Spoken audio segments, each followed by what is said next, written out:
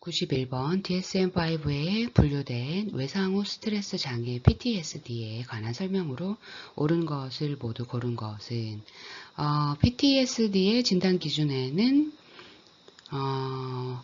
침투 증상, 부정적 기분, 해리 증상, 회피 증상, 각성 증상이 있습니다. 우선 외상 사건의 반복적인 기억, 악몽, 플래시백 등 이런 증상인 침투 증상이 있고, 우울한 기분이나 감정의 변화인 부정적 기분, 현실감 상실이나 기억 상실의 해리 증상, 그 다음 외상과 관련된 생각이나 상황을 피하려는 행동인 회피 증상, 수면 문제, 짜증, 과도한 경계 등의 각성 증상이 있죠. 그리고 외상 후에 나타나는 심리적인 반응은요, 지속 기간에 따라서 나뉠 수가 있는데, 우선 첫 번째 급성 스트레스 장애는 외상 사건 후 3일에서 1개월 이내에 나타나는 단기적인 증상입니다. 그리고 외상 후 스트레스 장애 PTSD는요, 사건 후 3개월 이내에 시작되고요, 증상이 몇 달에서 몇 년까지 이어질 수 있는 거죠. 그리고 적응 장애는요, 스트레스 사건 후 3개월 이내에 증상이 나타나고요, 스트레스 요인이 사라지면 6개월 이내에 사라지는 경향이 있습니다. 이런 선의를 가지고 91번에 제시된 내용을 읽어보도록 하겠습니다. 기억, 외상 발생 후 적어도 6개월 내에 증상이 나타나야 한다. 옳습니다. 니은 외상의 강도에 따라 급성 스트레스 장애와 외상 후 스트레스 장애로 구분한다.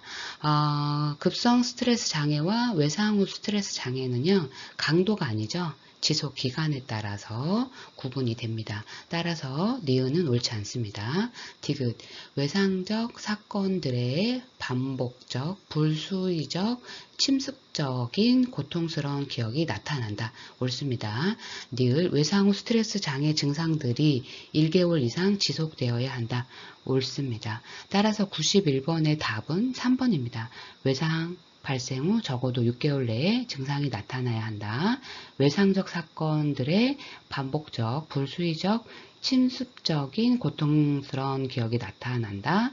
외상 후 스트레스 장애 증상들이 1개월 이상 지속되어야 한다. 답은 3번입니다. 92번 집단 폭력에 관한 상담 전략으로 옳지 않은 것은 주어진 내용을 읽어보도록 하겠습니다. 1번 피해 학생이 보복당할 것을 두려워하지 않을 수 있는 신고 체계를 갖추도록 한다. 맞습니다. 피해 학생이 안전하게 신고할 수 있는 환경을 제공하는 것은 올바른 전략이죠. 2번 가해 학생에게 집단 폭력에 대한 처벌과 법적 제재를 자세히 안내한다. 옳습니다. 3번 집단 폭력 가해 학생의 인격을 존중한다. 옳습니다. 4번 피해 학생의 두려움과 분노를 다룬다. 옳습니다. 5번 외부 폭력 세력과 연결되어 있는 경우 경찰에 인계하고 학교에서는 다루지 않는다. 학교에서 다루지 않아야 될까요? 아니죠. 외부뿐만 아니라 학교 내에서도 자체적인 위원회에서 교내에서 다루어야 될, 조치되어야 할 내용을 의결해야겠죠. 따라서 5번은 틀린 내용으로 92번의 답이 되겠습니다. 93번 청소년 자살에 관한 설명으로 옳지 않는 것은 주어진 답에서는 5번이죠. DSM-5의 진단 기준에 따르면 자살 행동은 정신질환이다. 정신질환이 아닙니다. 자살 행동은 정신질환이 아니어서 5번이 옳지 않은 설명으로 답이 되겠습니다. 나머지는 옳은 설명입니다. 한번 읽어보도록 하겠습니다. 1번 자살 생각은 실제적 자살의 중요한 예측 지표이다. 맞습니다. 자살은요, 자살 생각, 자살 계획, 자살 시도, 자살 실행, 사망의 순으로 따르죠.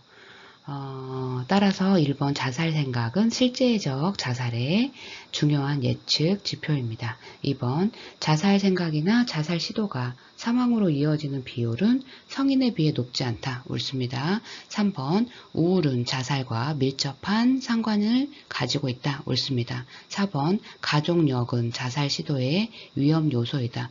옳습니다. 따라서 93번 청소년 자살에 관한 설명으로 옳지 않은 것은 DSM-5의 진단 기준에 따르면 자살 행동은 정신질환이 아닌데 정신질환이라고 했기 때문에 5번이 답입니다. 94번 자살 의도가 없는 자해에 관한 설명으로 옳지 않은 것은 주어진 내용을 차례차례 읽어보도록 하겠습니다. 1번 만성적이고 반복적으로 일어난다. 옳습니다. 자해는요 자주 반복되고요 오랜 기간 동안 계속될 수 있습니다. 따라서 이 설명은 옳습니다. 2번 치명성이 다소 낮은 수준이더라도 영구적인 손상이나 죽음을 야기할 수 있다. 맞습니다. 자해는요 치명적이지 않더라도요 심각한 신체적 손상을 초래할 수 있습니다. 따라서 2번도 맞습니다. 3번 치명성이 낮을 뿐 자살 시도 청소년과 같은 방법을 사용한다. 아닙니다. 자살 시도와 자해는요 일반적으로 다른 방법을 사용합니다. 자해는 자살 시도보다 덜 위험한 방법을 사용하게 되는 거죠. 따라서 3번은 같은 방법이라고 했기 때문에 다른 방법이 맞아서 3번이 답이 되겠습니다. 4번 유전적, 심리적, 사회적 변인과 관계가 있는 복잡한 행동이다. 맞습니다. 자해는 여러 가지 요인이죠. 유전, 심리, 사회적 배경과 관련이 있습니다. 5번 부정적 정서를 경감시키고 자신의 삶을 살만한 상태로 만들려는 의도의 표현이다. 맞습니다. 자해는요, 부정적인 감정을 줄이기 위해 사용되고요. 자살 의도가 아닙니다. 따라서 자살 의도가 없는 자해에 관한 설명으로 옳지 않은 것은 3번이죠. 같은 방법이 아니라 다른 방법을 사용합니다. 95번 위기 개입 수단으로서 전화 상담의 특징에 해당하는 것을 모두 고른 것은 주어진 내용 모두 다 전화 상담의 특징에 해당이 되죠. 한번 읽어보도록 하겠습니다. 기억 편의성, 니은 클라이언트의 익명성, 디귿 상담자의 익명성, 리을 접근의 즉각성, 미음 지역적 및 개인 장벽의 해소. 다시 한번 편의성, 클라이언트의 익명성, 상담자의 익명성, 접근의 즉각성, 지역적 및 개인 장벽의 해소입니다. 답은 5번입니다.